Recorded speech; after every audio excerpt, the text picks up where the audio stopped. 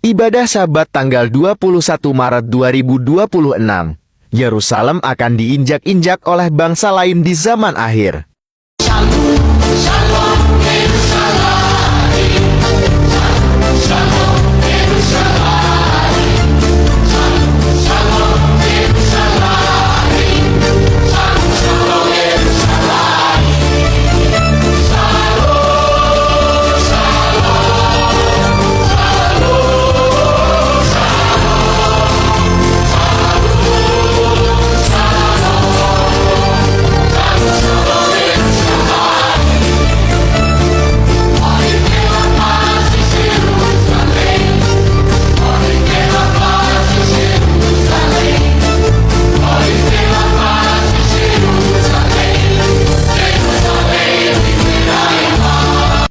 Terima kasih Bapa Yahweh, berbicaralah kepada kami mempelai-mempelai kudus-Mu Adonis Masya siap untuk mendengarkannya.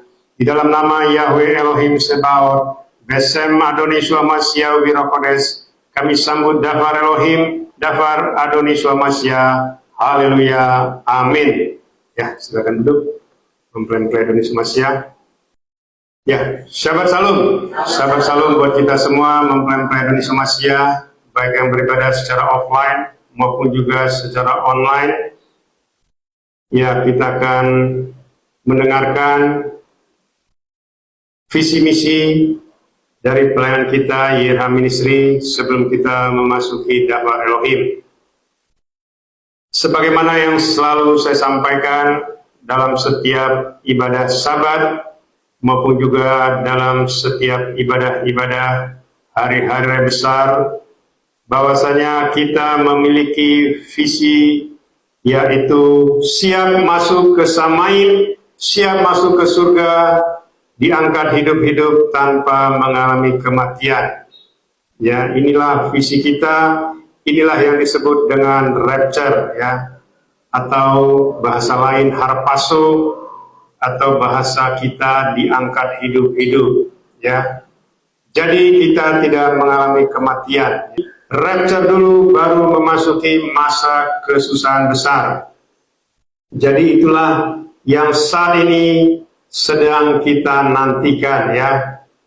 Jadi artinya kita sudah berjaga-jaga, kita saat ini sedang menantikan kedatangan Adonai Yeshua Mashiach untuk menjemput kita mempelai kudusnya, dan kita semua nanti akan terbang ke awan-awan, dan tubuh kita akan diubah menjadi tubuh kemuliaan, dan kita berkumpul bersama-sama dengan Adonai Yeshua Mashiach di awan-awan kemuliaannya, dan kita semua akan masuk ke Samaim.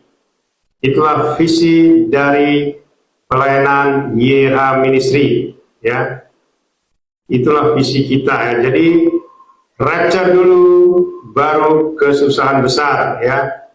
Jadi jangan dibalik, ya, jangan kesusahan besar dulu baru rapture. Karena firman-Nya jelas mengatakan, ya, kedatangan anak manusia itu seperti zaman Nuh, zaman Noah, di mana orang kawin mengawini, di mana orang menjual membeli, di mana orang menabur menuai, membangun, dan makan dan minum. Artinya semua kondisinya normal. Kalau masa kesusahan besar, ya, ini adalah masa yang paling mengerikan dalam sejarah umat manusia. Bahkan dikatakan, ya, di Matius 24 ayat 21 sampai 22, ya, dikatakan bahwasanya masa ini adalah masa yang belum pernah terjadi sejak dari awal dunia sampai nanti. Bahkan dikatakan tidak akan terjadi lagi, ya, karena masa ini sangat mengerikan, ya. Dan jika waktunya tidak diperpendek, ya, masa kesusahan besar ini tidak dipersingkat, maka dikatakan tidak ada satu manusia pun yang diselamatkan, ya. Ini tidak main-main, ya, Bapak Ibu mempelai Indonesia Masya maupun yang mendengarkannya, ya. Sebagaimana yang pernah saya sampaikan, ya, kita nanti akan memasuki masa 7 sangkakala dan 7 cawan murka, ya. setelah kita nanti memasuki metrai ke-7, ya, barulah nanti sangkakala. Sekarang kita sedang berada di metrai ke-5. Orang di luar sana mengatakan metrai belum dibuka. Ya, silakan ya. Kalau dikatakan metrai belum dibuka, berarti engkau tidak mengakui Adonisua sudah mati dan bangkit, dan dia saat ini sudah ada di tahtanya. Makanya dikatakan, ya, kalau kita baca di kitab Wahyu, siapakah yang dapat membuka metrai ini? Lalu dikatakan oleh tua-tua di Samaim, dialah anak domba yang sudah mencurahkan darahnya, dialah yang layak untuk membuka metrai-metrai ini. Apa artinya? Artinya ketika Adonai Yeshua Mashiach sudah menggenapi kasihnya, ya, sudah menggenapi pengorbanan tubuh dan darahnya. Artinya apa? Artinya dia naik ke Samaim dan dia membuka metrai pertama, ya. Jadi metrai sudah dibuka, ya. Jadi kalau metrai belum dibuka, berarti engkau tidak mengakui dia sudah mencurahkan tubuh dan darahnya, ya. Jadi tidak ada cerita seperti itu, ya. Wah, nanti ribuan tahun lagi baru metrai dibuka. Padahal penyelamatan itu sudah dilakukan, ya. Kalau ribuan tahun lagi metrai baru dibuka, berarti manusia tidak ada diselamatkan. Apa artinya tidak ada diselamatkan? Berarti pengorbanan itu tidak berarti, ya. Ini yang harus difahami, ya, Bapak Ibu mempelai Adonis Masya mau mendengarkannya, supaya kita mengerti bahwasanya ketika Adonis Masya sudah menggenapinya dan dia sudah naik ke Samaim dan dia duduk di tahtanya, disitulah dia sudah membuka metrai, ya. Disitulah sudah dimulai metrai, ya. Jadi supaya kita pahami, ya, metrai pertama sampai metrai ke-5 itu memakan waktu hampir 2000 tahun, ya. Dan masa kesusahan besar itu hanya dalam waktu 3,5 tahun. Artinya mulai dari metrai ke-6 sampai 7 cawan murka yang terakhir, itu waktunya cuma 3,5 tahun. Jadi bisa dibayangkan, ya. Itulah artinya, ya, timeline-nya, ya. Jadi kita jangan mengarang-arang, ya, sesuatu yang tidak disingkapkan, ya. Karena engkau tidak mengerti, ya, mengenai yang namanya kesusahan besar, ya. Seperti yang pernah saya sampaikan, ya. Nanti akan ada yang namanya perang nuklir, ya. Itu tercatat di dalam kitab suci. Kejadiannya kapan? Pada saat sangkakala ke-6, ya, itulah perang nuklir. Dikatakan sepertiga manusia terbunuh. Dan nanti di cawan murka ke-6 itulah nanti perang terbesar sebelum memasuki masa kerajaan 1000 tahun, ya, di mana nanti ratusan juta manusia mati di lembah Armageddon, ya, karena nanti semua bangsa-bangsa akan menyerang Israel, ya, mereka akan memasuki Israel dan mereka akan membunuhi, ya. Itulah jumlah pasukan nanti yang masuk ke Israel, itu mencapai 200 juta orang, ya. Saya kasih tahu, ya, tidak ada di dunia manapun ada pasukan sebesar itu memasuki suatu wilayah, ya, untuk menjajah wilayah itu tidak ada. Hanya pada masa itulah nanti, ya, ratusan juta tentara di hampir dari seluruh dunia akan menginjak-injak Israel, ya. Dan disitulah nanti Adonai Yeshua Mashiach akan menghancurkan anti Hamasya. Makanya dikatakan nanti di lembah Harmagedon nanti akan tertumpah darah yang tingginya sekekang kuda. Ya, bayangkan kalau kuda mengekang, ya saya tidak tahu berapa meter itu ya, mungkin sekitar 20 meter ya. Jadi bisa dibayangkan ada darah nanti menggenang setinggi 20 meter di lembah Harmagedon. Itu hanya bisa terjadi karena ratusan juta tentara akan mati bersimbah darah. Ya, dan itu langsung dihancurkan oleh Adonai Yeshua Masya dan nanti bersama-sama dengan kita ya mempelai kudusnya. Jadi di cawan nanti ya kita nanti akan menyaksikan ya Adonai Yeshua Masya menghancurkan anti Hamasya ya. Itu yang harus kita mengerti ya. Jadi itulah visi kita ya. Kita memiliki pelayanan kantor pusat yaitu di Samain, Yerusalem baru. Karena dari sanalah pelayanan kita berasal. Dan kita memiliki Gembala Agung Sinode Pusat YYRH Ehad, Yahweh Yeshua Hamasya Ruach HaKodes Ehad. Itulah Gembala Agung Sinode Pusat kita ya.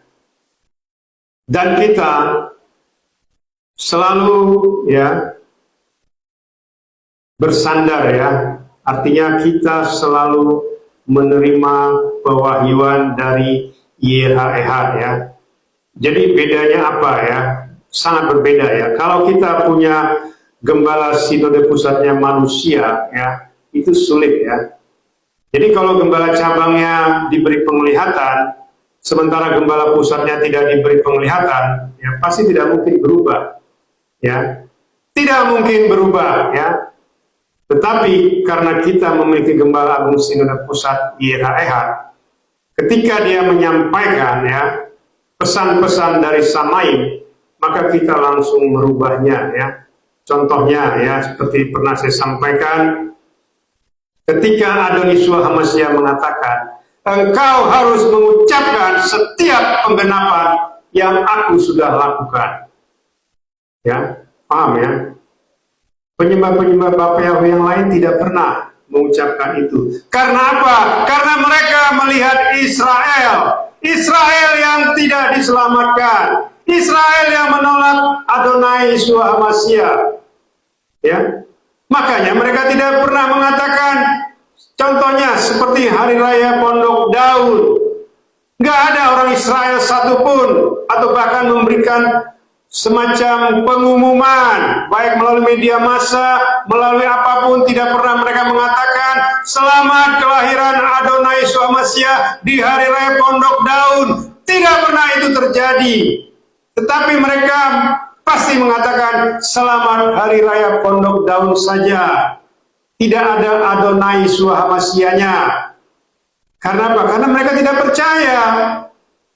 Ya, sementara penyembah Bapa Yahweh di luar Israel ya melakukan hal yang sama ya, padahal mereka tidak diselamatkan ya. Saya sampaikan ya, itu jelas ya, di Yohanes 7 dikatakan ya, Adonai Yeshua mengatakan engkau tidak pernah melakukan Torah dengan benar ya. Di Yohanes 8 juga jelas Adonai Yeshua mengatakan bapamu Satan. Ya, jadi dari 2000 tahun yang lalu sampai sekarang Israel tidak pernah melakukan Torah dengan benar dan mereka tidak mungkin diselamatkan. Makanya ada firman kemarin yang saya sampaikan di Roma 9 itu ya, dikatakan apa? Jikalau Bapa Yahweh tidak menyisakan sisa Israel, maka tidak ada satupun orang Israel diselamatkan. Israel akan seperti Sodom dan Gomora. Ya, semua dibinasakan. Apakah itu yang kita cari? Mengikuti orang yang dibinasakan? Jangan ya, jangan.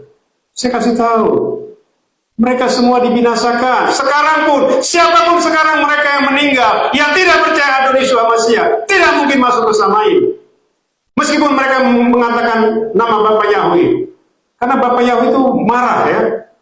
Karena Israel tidak mengakui dia yang datang sebagai manusia. Dia sangat marah sekali. Ya. Dan juga sampai sekarang mereka tidak mengakui. Mereka berperang, pernah nggak mereka minta petunjuk sama Bapak Yahweh? Tidak pernah. Coba dulu lihat zaman-zaman dulu, ya. Zaman raja-raja, Raja Daud sebelum berperang, dia mohon kepada Bapak Yahweh, apa yang harus saya lakukan untuk menghadapi Filistin, menghadapi Amalek? Lalu apa?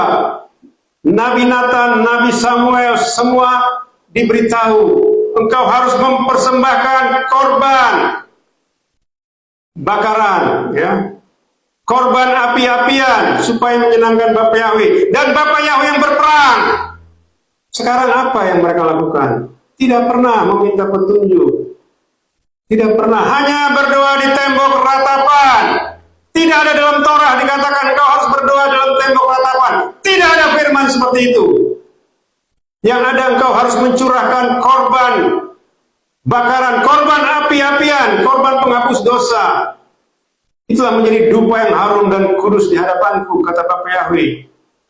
Bayangkan ya, dari 2000 tahun yang lalu, Adonisua sudah mengatakan ya di Yohanes 7 ya, engkau tidak pernah melakukan Torah dengan benar.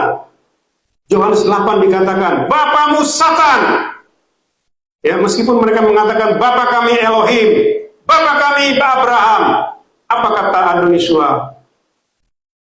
Bapamu Satan. Kalau bapamu Elohim, kalau bapamu Abraham, engkau mengenal aku.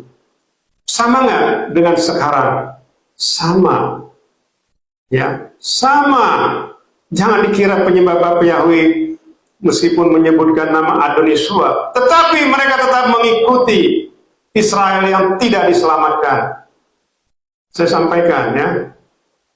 Meskipun kita memang iman kita berasal dari Israel, iman Yahweh Yeshua Ruach Kodes, ya, tetapi kita harus melakukan iman yang benar, bukan iman yang salah, bukan mengikuti orang yang salah.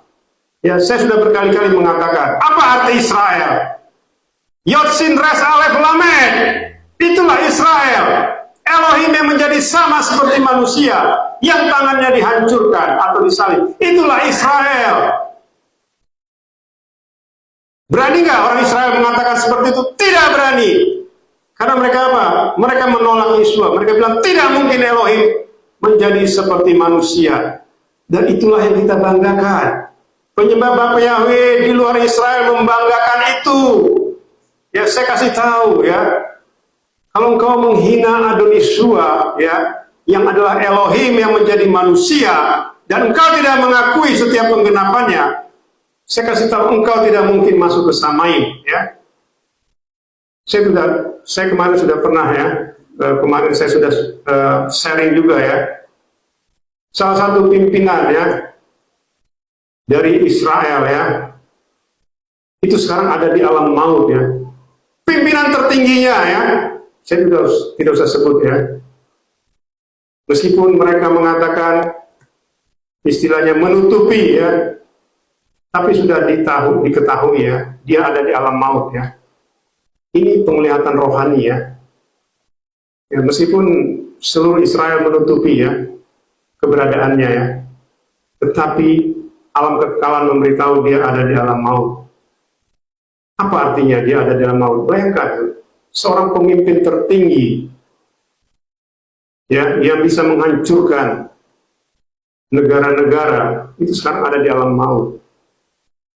Ya, secara manusia kita tidak tahu keberadaannya, tapi di alam kekekalan kita tahu ya. Ini yang harus kita pahami ya, Bapak Ibu, mempelai Adonisua Masih maupun mendengarkannya ya. Jadi itulah Gembala Agung Sinode Pusat kita. Jadi kita itu dikonfirmasi ya. Makanya jangan sampai kita menghujat Roh Kudus ya. Israel itu sering menghujat Roh Kudus, sangat sering ya. Bahkan kemarin saya sudah sampaikan, di Amsal 17 ayat 5 dikatakan, mencemooh orang miskin saja menghina orang miskin saja itu dikategorikan menghujat pencipta, menghina pencipta, menghujat Roh Kudus. Bayangkan, itu tidak diselamatkan.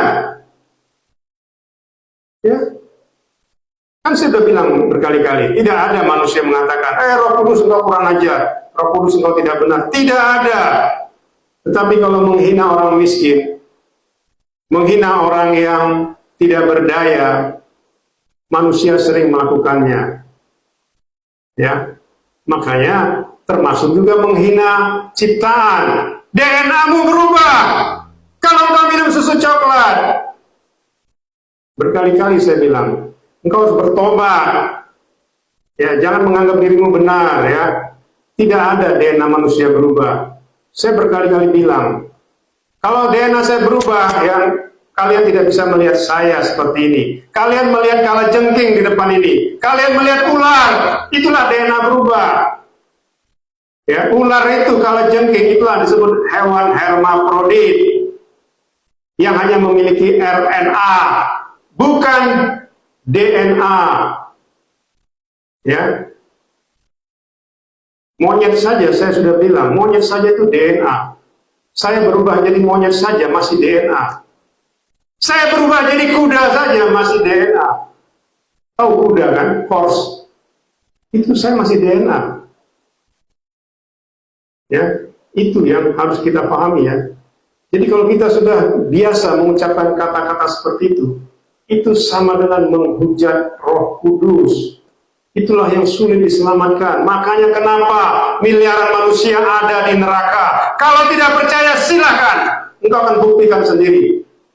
Ketika engkau masuk ke neraka, ya, ketika engkau masuk ke alam maut, sudah tidak ada pengampunan lagi, ya. Engkau mau berteriak apapun tidak ada gunanya. Engkau mau menyalahkan siapapun tidak ada gunanya. Itulah bedanya ya. Kalau kita memiliki Gembala Agung Sinode Pusat YHEH dengan Gembala Sinode Pusat Manusia, itu pasti berbeda ya. Sangat berbeda ya. Manusia ini sangat gampang dipengaruhi ya oleh pengajaran-pengajaran yang tidak benar ya. Itu ya. Jadi kita memiliki misi adalah siap untuk masuk ke Samain, siap untuk di rapture ya, ready to rapture. Itulah visi dan misi plan kita YRH Ministry. Kita akan masuk ke Dafar Elohim pada Sabat hari ini. Judulnya adalah Yerusalem akan diinjak-injak oleh bangsa lain di zaman akhir. Kita akan baca dari Lukas 21 ayat 20 sampai 24. Mempelai-mempelai Indonesia Masia, kita bangkit berdiri.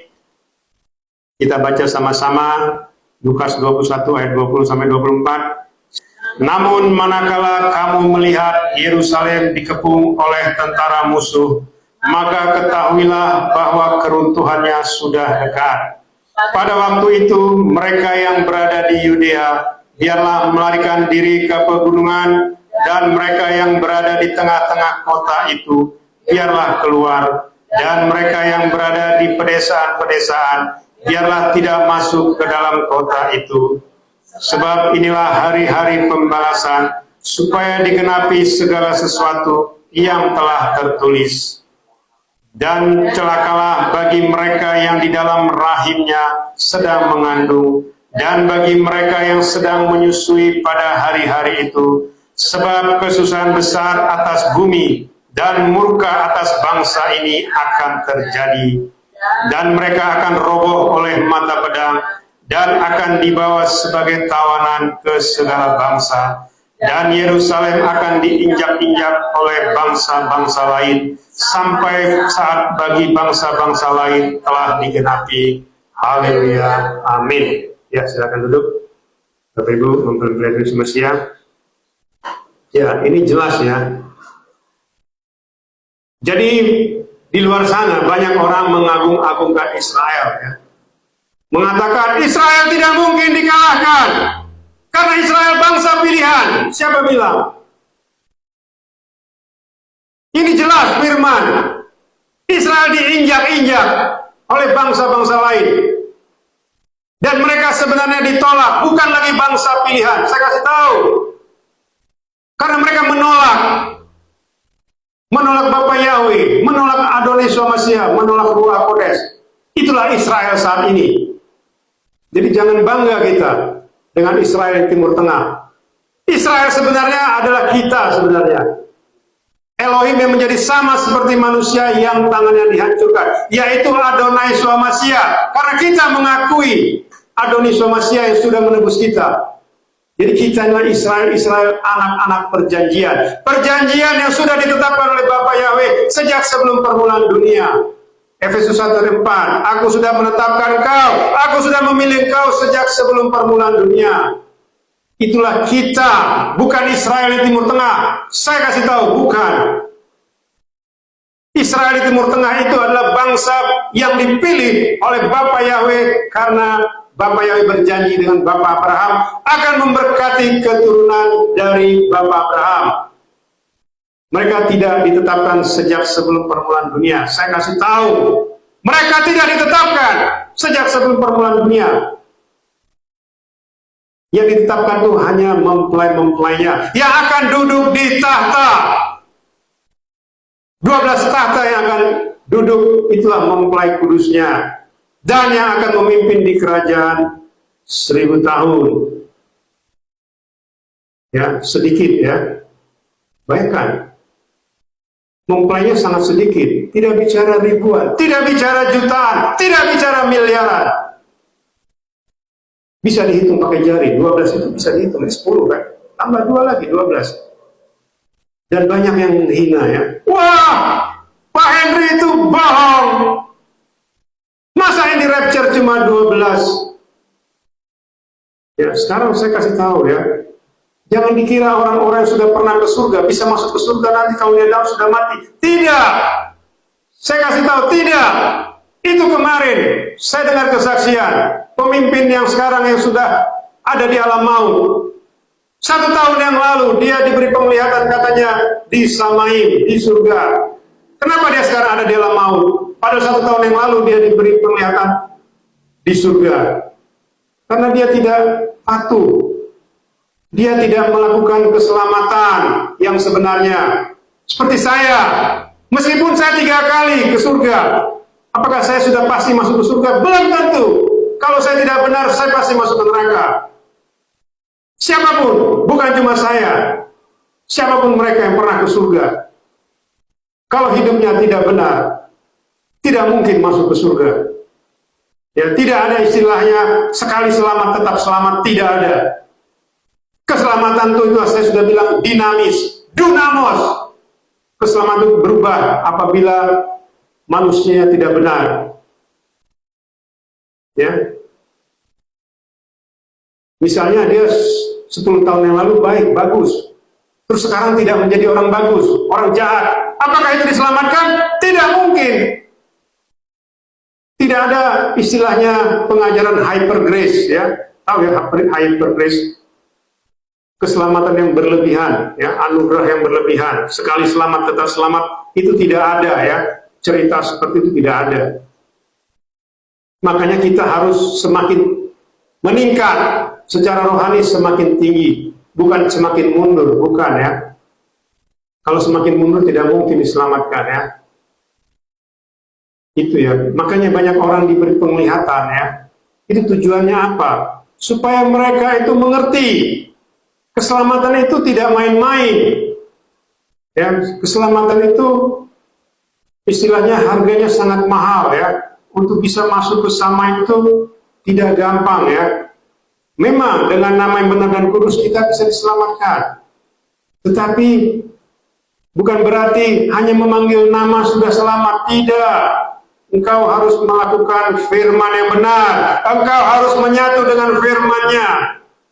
Engkau harus menyatu dengan pencipta kita ya. Kita harus menyatu dengan pencipta kita. Itulah kebenaran.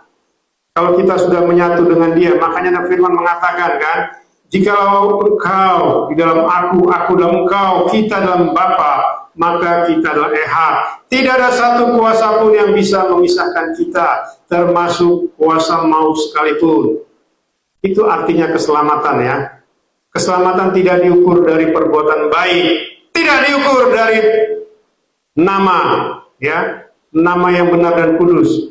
Kalau kita mengucapkan nama saja tapi tidak menjadi pelaku firman, tidak ada gunanya. Ya, ini yang harus kita pahami ya. Saya baca dulu rangkumannya ya. Di dalam daftar Elohim di atas dikatakan bahwa ketika Yerusalem dikepung oleh tentara musuh, maka keruntuhannya sudah dekat ya. Ini akan terjadi dalam waktu dekat ya.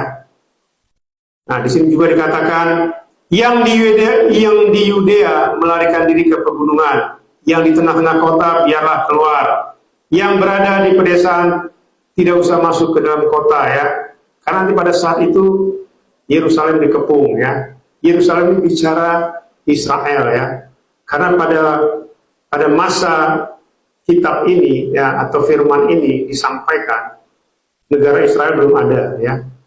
Belum berdiri. Ini kejadiannya ribuan tahun yang lalu ya. Ini sebenarnya Lukas 21 ini adalah pengulangan dari kitab Yesaya. Ya bayangkan, dari kitab Yesaya itu sudah diberitahu Israel akan diinjak-injak ya oleh bangsa lain. Mungkin ada orang bilang, oh iya Pak, itu kan dulu, zaman dulu Israel dijajah atau Israel dikuasai Mesir 430 tahun. Israel dikuasai oleh bangsa-bangsa Babilonia, Mesopotamia ratusan tahun. Jadi mereka selalu hidup di bangsa-bangsa yang tidak mengenal Bapa Yahweh, tidak mengenal Elohim. Betul. Tetapi ini bicara zaman akhir. Ya, kenapa bicara zaman akhir? Kita lihat ya. Makanya dikatakan ya, sebab inilah hari pembalasan ya. Ini hari pembalasan apa maksudnya? Inilah hari pembalasan Bapa Yahweh kepada Bani Israel, kepada bangsa Israel, supaya digenapi segala sesuatu yang telah tertulis. Sebab kesusahan besar dan murka atas bangsa ini akan terjadi. Kesusahan besar itu bicara zaman akhir. Kesusahan besar bicara saat ini. Ya, zaman dahulu belum ada kesusahan besar. Maka dikatakan kesusahan besar ini akan melanda seluruh dunia ya. Tadi kita baca ya di Lukas 21 ayat 23 ya. Sebab kesusahan besar atas bumi dan murka atas bangsa ini. Ya, ini bicara bangsa Israel akan terjadi. Ya, jadi kesusahan besar atas bumi dan murka atas bangsa Israel akan terjadi. Ini murkanya Bapa Yahweh ya, bukan murkanya manusia. Ya, ini harus kita pahami. Jadi Bapa Yahweh itu sebenarnya lagi murka ya, sampai nanti tergenapi. Ya. Jadi kalau kita yang mengagung-agungkan Israel tidak melakukan firman dengan benar, tidak melakukan Torah dengan benar, kita mengagung-agungkan dia, berarti kita juga akan masuk di masa murka Elohim, akan masuk di cawan murka ya, 7 cawan murka. Jadi yang kita tinggikan itu bukan Israel ya, hati-hati ya. Yang kita tinggikan adalah Adonai Yesus HaMashiach. Dialah penyelamat kita. Ya. Bukan karena nama Yahweh Yeshua Ruach Kodes berasal dari Israel terus kita mengikuti mereka. Tidak, itu salah besar. Sesembahan kita betul Yahweh Yeshua Ruach Kodes. Tetapi yang harus kita ikuti adalah apa yang sudah digenapi oleh Adonai Yeshua HaMashiach. Itu yang harus kita lakukan. Bukan yang dilakukan oleh Bani Israel, yaitu Torah yang belum digenapi. Ya. Sedangkan Torah saja mereka tidak pernah lakukan ya. Ini Yohanes 7 ayat 19, ini jelas ya. Bukankah Musa telah memberikan Torah kepadamu, dan tidak seorang pun dari antara kamu yang melaksanakan Torah itu? Mengapa kamu berusaha membunuh aku? Ini omongan siapa? Ini omongan Adonai Yeshua HaMashiach kepada orang Israel, orang Yahudi pada saat itu. Ya, jadi 2000 tahun yang lalu saja Adonai Yeshua HaMashiach sudah mengatakan, kamu tidak melakukan Torah dengan baik, dengan benar. Tidak seorang pun, ya. Baikkan, tidak seorang pun dari antara kamu yang melakukan Torah itu. Ini Adonai Yeshua sudah ngomong loh. Sekarang orang luar Israel, orang Indonesia ngaku-ngaku sudah melakukan Torah. Torah apa yang kau lakukan? Pernah nggak engkau membuat korban bakaran, korban api-apian, korban penghapus dosa. Pernah nggak kau lakukan? Ini Israel saya tidak melakukan, tetapi kamu mengaku-ngaku melakukan Torah. Hati-hati ya, ngeri sebenarnya ya. Bahkan juga ya dikatakan ya di Yohanes 8 ya, ini jelas ya dikatakan, aku bersaksi tentang diriku sendiri, dia yang mengutus aku yaitu Bapa juga bersaksi tentang aku. Kemudian mereka berkata kepadanya, di manakah Bapamu itu? Yesus menjawab, kamu tidak mengenal aku maupun Bapakku. Sekiranya kamu mengenal aku, maka kamu pun tentu telah mengenal Bapakku. Ya, ini dia yang sampaikan ya. Makanya dia bilang, Bapamu adalah Satan ya. Ini diucapkan oleh Adonisua ya, 2000 tahun yang lalu ya. Bapak orang Yahudi itu Satan ya. Tadi juga kita sudah baca Yohanes 7. Tidak ada seorang pun dari antara kamu yang melakukan Torah. Orang Israel tidak pernah melakukan Torah ya. Jangan kau orang yang bukan Israel ngaku-ngaku kau melakukan Torah. Tidak pernah. Tidak ada orang di luar Israel yang bisa melakukan Torah. Orang Israel yang tidak melakukan Torah. Itu tadi sudah jelas firman-Nya ya. Yohanes 7 tadi ya, ayat 19. Tidak seorang pun dari antara kamu melakukan Torah. Ini Adonisua yang ngomong. Di Yohanes 8, Bapamu adalah Satan. Dia bilang kepada orang Yahudi. Terus kita ngikut-ngikut mereka yang bapaknya Satan. Kan aneh. Ini ya, ini yang nggak kita pahami ya. Jadi mengikut-ngikut sesuatu, ujilah setiap roh ya. Banyak orang memang diberi penglihatan ya, diberi pendengaran. Akulah Yahweh, itu betul. Tetapi engkau harus sungguh-sungguh. Jangan cuma mendengar suara Yahweh, Yesua, Ruach Kodes, terus engkau mengatakan, wah aku sudah dipilih. Tidak. Ya, sedangkan orang seperti tadi saya sampaikan, orang yang dibawa ke surga saja, ya seperti tadi, pemimpin tertinggi orang Israel yang saat ini keberadaannya dalam tanda kutip tidak kita ketahui, itu sudah ada di dalam alam kekekalan, dia ada di alam maut bersama-sama dengan orang-orang Yahudi yang lain. Ya, jadi hati-hati ya. Keselamatan itu tidak gampang ya, tidak main-main ya, Bapak Ibu, Bapak Indonesia Masyarakat maupun mendengarkannya ya. Ini tadi ya. Jadi sebab inilah hari pembalasan ya. Ini tadi ya, murka Elohim atas bangsa ini, atas bangsa Israel murkanya di zaman akhir. Ya, di masa kesusahan besar. Karena masa kesusahan besar itu terjadi saat ini ya, di zaman akhir. Dan dikatakan mereka akan roboh oleh mata pedang, dibawa sebagai tawanan. Yerusalem akan diinjak-injak oleh bangsa lain sampai bangsa lain itu tergenapi ya. Sampai saatnya bagi bangsa-bangsa lain tergenapi. Ini yang harus kita pahami ya. Jadi tidak ada Israel itu bangsa yang tidak terkalahkan, itu tidak ada, itu tidak benar ya. Jadi orang di luar sana itu kalau saya mendengar ya, wah tidak mungkin Israel dikalahkan. Tidak mungkin Israel itu bangsa pilihan. Siapa bilang? Tidak ya, bangsa pilihan itu kita ya, bukan Israel. Ya, justru Israel itu ditolak ya. Karena mereka menolak Yesua ya. Dan sampai saat ini siapapun yang meninggal di Israel, orang Yahudi asli, itu tidak ada yang masuk ke surga ya. Saya kasih tahu. Tidak ada, ya termasuk tadi pimpinan tadi yang keberadaan tidak jelas, dia saatnya ada di alam maut. Ya, karena apa? Karena mereka tidak pernah melakukan Torah, tidak pernah menaikkan korban penghapus dosa, korban bakaran, korban api-apian, tidak pernah mereka lakukan. Ya, bahkan sekarang imam besarnya saja sudah dipilih pun mereka tidak pernah melakukan itu. Ya, sampai nanti ada waktunya ya, mereka akan mempersembahkan korban bakaran, korban penghapus dosa, dan korban api-apian seperti zaman Mose dulu, zaman Musa, dan zaman Raja Salomo ya. Sekarang selama 2000 tahun mereka tidak pernah melakukan itu. Itu ya, saya baca dulu ciri-cirinya ya. Masa kesusahan besar itu terjadi di zaman akhir ya.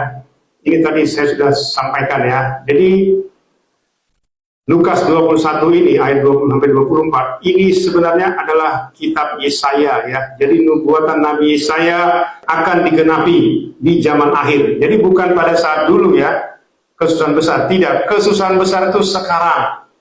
Ya, bukan zaman Nabi, tidak ya.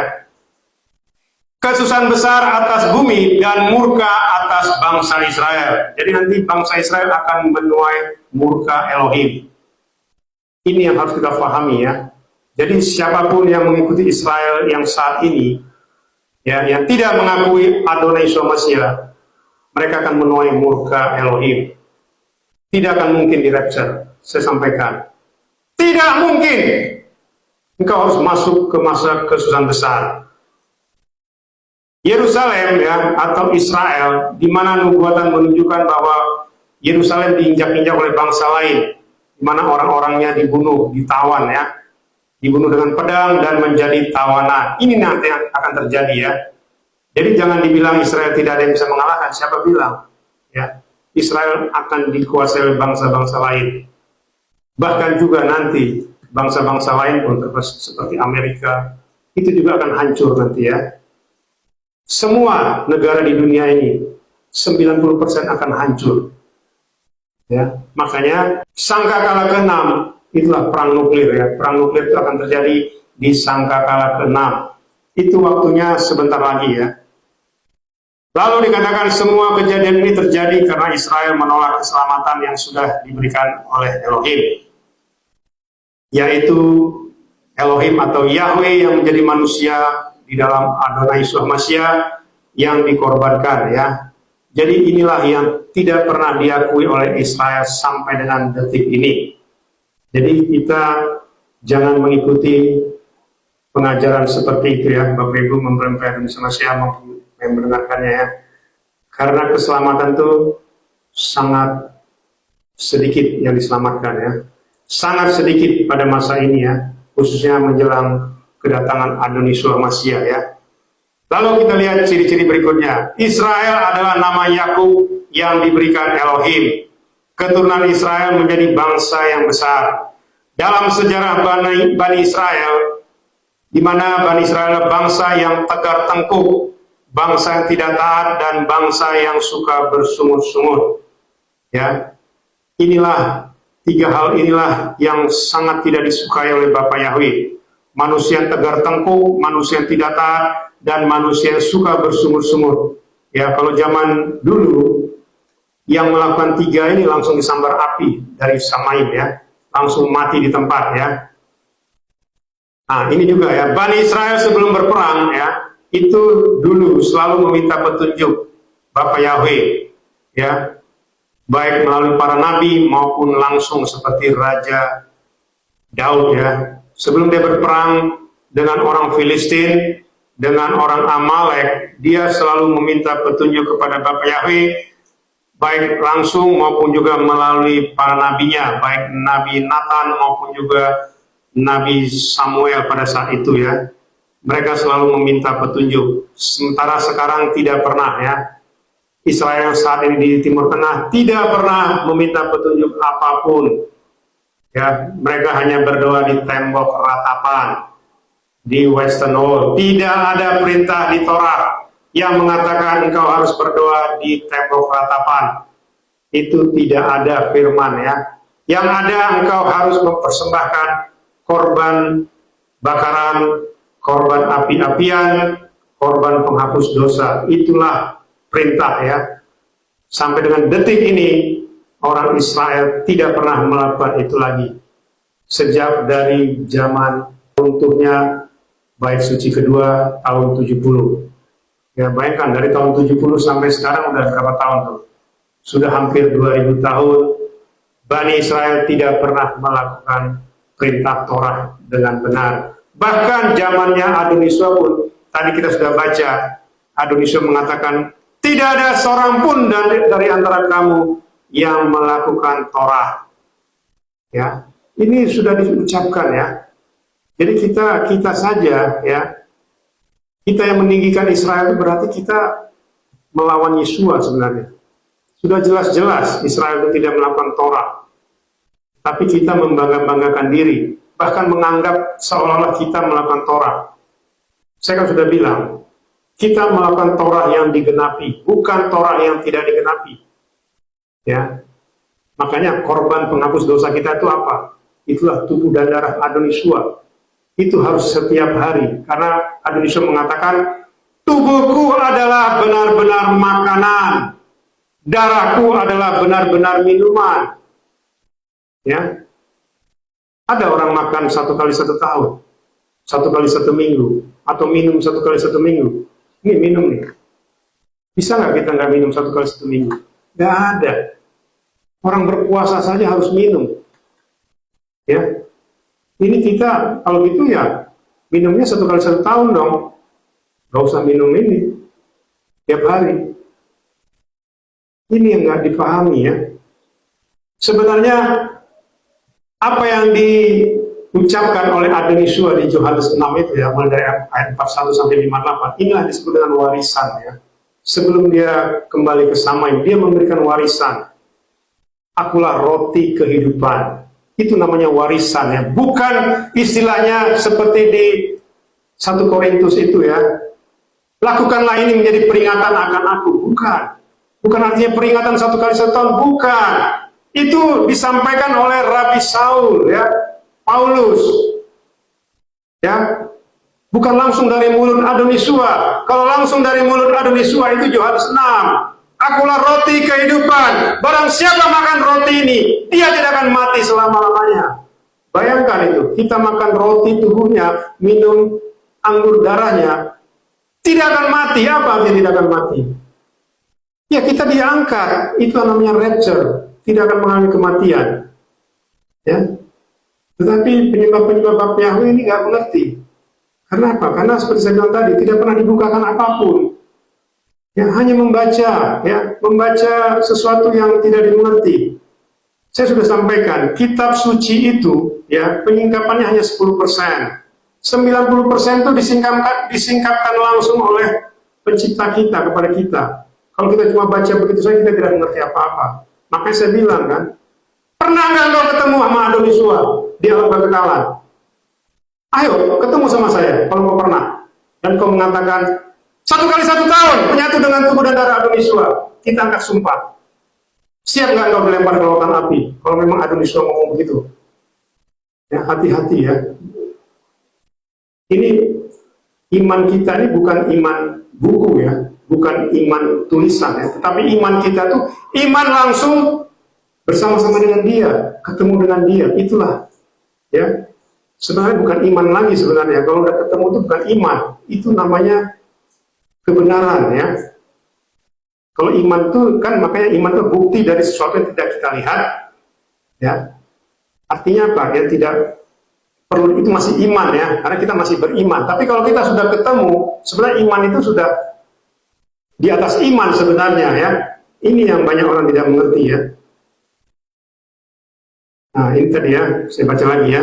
Biasanya ya Bani Israel itu, mereka itu kalau berperang itu menang ya. Menang itu, tapi yang berperang bukan Israelnya, tetapi Bapa Yahweh-nya ya, Elohim yang mengalahkan musuh.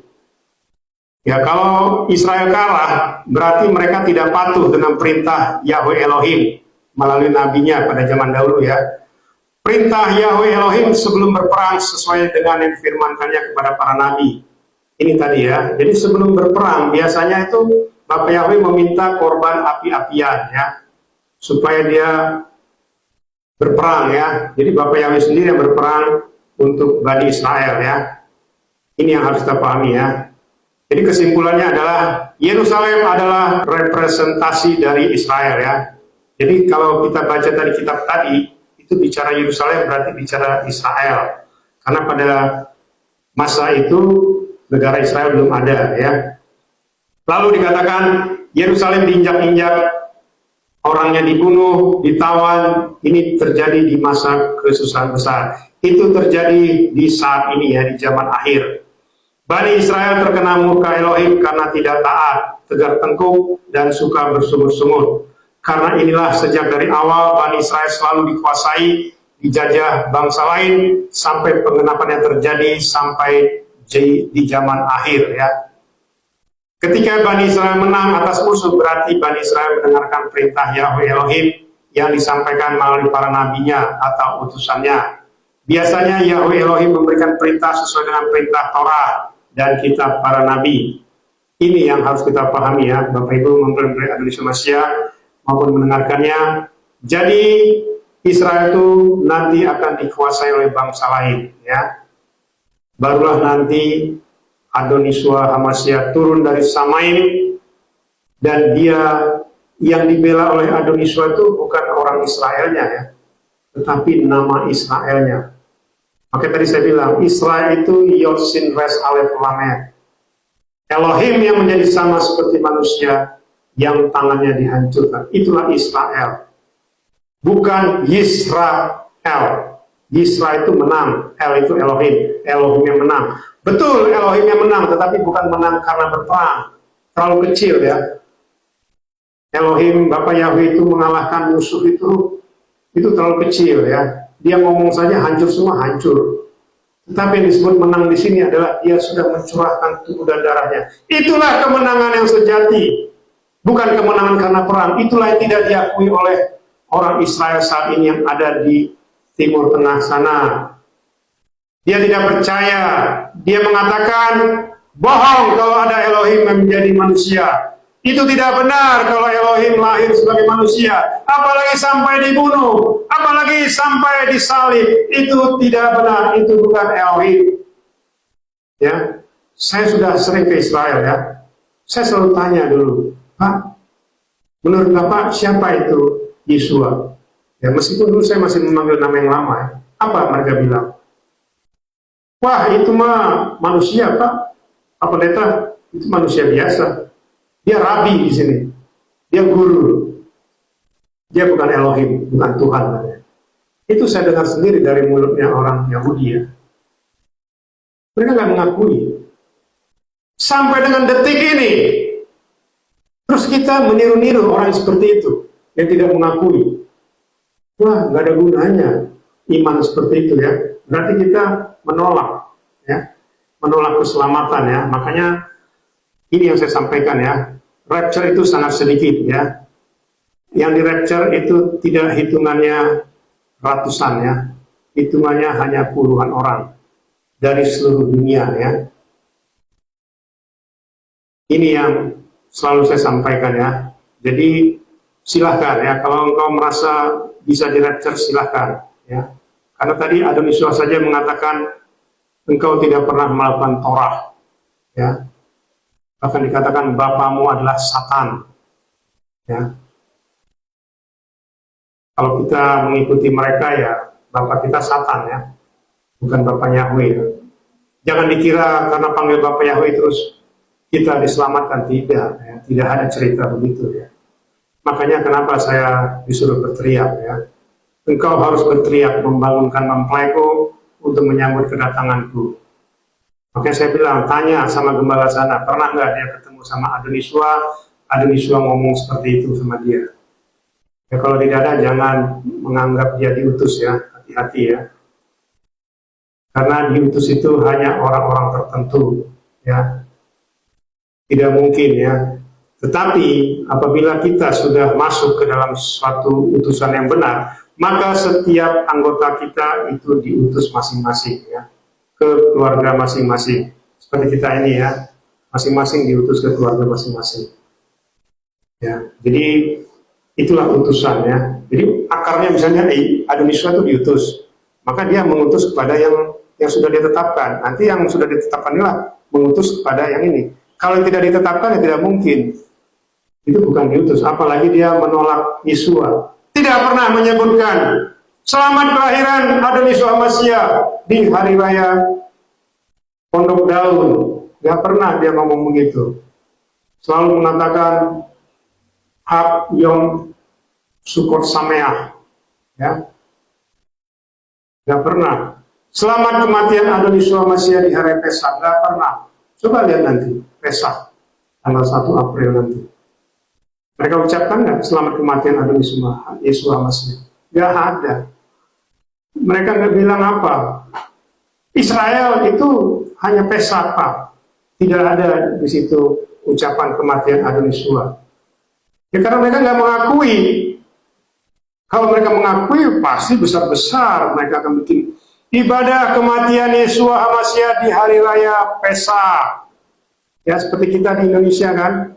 Ya, padahal yang tidak percaya Yahweh Yeshua saja bikin besar-besar. Selamat kematian ini, selamat kelahiran ini, kebangkitan. Mereka sebut besar-besar. Makanya ada firman Matius 5 ayat 20. Jikalau hidup keagamaanmu tidak lebih benar daripada hidup keagamaan orang-orang Farisi, orang-orang fasik, ataupun ahli-ahli Taurat, maka engkau tidak mungkin masuk ke dalam kerajaan surga. Itu firman ya. Jadi kalau kita saja yang sudah memanggil nama yang benar dan kudus, tidak lebih benar dari mereka yang mengakui. Ya meskipun mereka salah nama. Ya, makanya kan saya selalu bilang, Markus 3:28, menghujat anak manusia sebanyak apapun masih diampuni. Ayat 29, tetapi menghujat Roh Kudus tidak ada pengampunan. Penyembah Bapa Yahweh paling suka menghujat Roh Kudus. Saya kasih tahu. Itulah tadi salah satunya, tidak mengakui penggenapannya. Itu Adonisua kan sudah disamain. Dia adalah Bapa itu sendiri. Berarti mereka menghujat ruah Yahweh Elohim. Ya ini nggak main-main ya Bapak Ibu mempelajari semua saya mau mendengarkannya ya. Ini yang harus kita pahami ya. Ya, bagi saya tidak ada masalah ya kalau ya kadang-kadang saya sedih juga ya. Saya sudah berusaha berteriak gitu ya. Nah kadang kita upload ke media online ya yang melihat cuma 100 orang, 200 orang. Tidak ada masalah sebenarnya ya. Tapi orang yang cuma ngomong kosong itu sampai jutaan yang nonton, jutaan diselamatkan juga tidak. Ya bukannya saya ini tidak ya.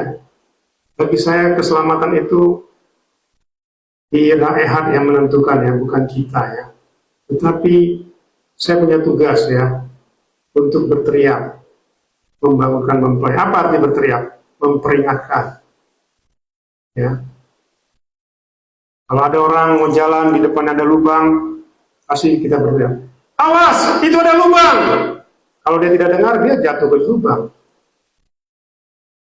Mungkin kalau lubangnya besar, mati dia. Ya, itu artinya berteriak ya. Artinya memperingatkan ya. Jadi sekarang tidak lagi istilah, wah, pelan-pelan ini ya. Saya pelan-pelan juga apa gunanya saya ngomong, wah ini begini. Saya juga melakukan hal yang sama juga ya. Tetapi ada kalanya saya memberi peringatan. Khususnya yang saya beri peringatan adalah kepada penyembah-penyembah Bapa Yahweh, Adonisua Ruach Kodes. Karena engkau menganggap dirimu benar dengan memanggil nama yang benar dan kudus, tapi engkau tidak pernah melakukan firman yang benar. Ya, ini yang harus kita pahami ya. Demikianlah ya, Dafar Elohim pada kita di Sabat pada hari ini. Jangan sampai terlambat, masih ada waktu. Abah Yahweh Elohim Sebaot, Besem Adonisua HaMasyiah Ruach Kodes memberkati dan memimpin kita sampai kita semua mempelai kudus jadi rapture, masuk ke Samaim surga kekal, Yerusalem baru. Haleluya, amin. Kita bersatu dalam doa. Haleluya. Kami mengucap syukur Bapa Yahweh, Engkau yang sudah berfirman kepada kami, Engkau yang sudah menyingkapkan rahasia-rahasia kerajaan Samaim kepada kami. Bapa Yahweh, biarlah Engkau yang memimpin kami senantiasa, kami semua mempelai kudus-Mu, Adonisua HaMasyiah, yang dari Rahmi istri ini, Engkau kuduskan kami senantiasa dalam sepanjang kehidupan kami.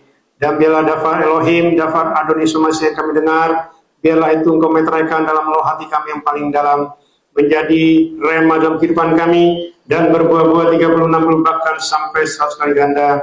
Dan nama Bapa Yahweh, nama Adonisua HaMasyiah, nama Ruach Kodes, senantiasa dipermuliakan di dalam ibadah sabat kami pada saat ini, dan juga dalam kehidupan kami sampai selama-lamanya. Terima kasih Bapa Yahweh, sebentar kami akan menyatu dengan Engkau Adonisua HaMasyiah, melalui tubuh dan darah-Mu, dan juga kami dikuduskan dengan minyak kudus-Mu. Dan biarlah kekudusan-Mu, kebenaran-Mu, kemuliaan-Mu senantiasa menguduskan kami, membenarkan kami, dan memuliakan kami menjadi mempelai kudus-Mu Adoni Somasia, sehingga nanti ketika Engkau datang Adoni Somasia, Engkau datang menjemput kami semua mempelai kudus-Mu dari hamil istri, kami semua terbang kawan-kawan pada saat rapture, masuk ke dalam kerajaan Samaim pada pesta perjamuan anak domba di rumah Bapa Yahweh Elohim Seluruh sampai selama-lamanya. Terima kasih Bapa Yahweh, kami sambut tubuh dan darah-Mu dan juga minyak kudus-Mu Adoni Somasia. Haleluya. Amin.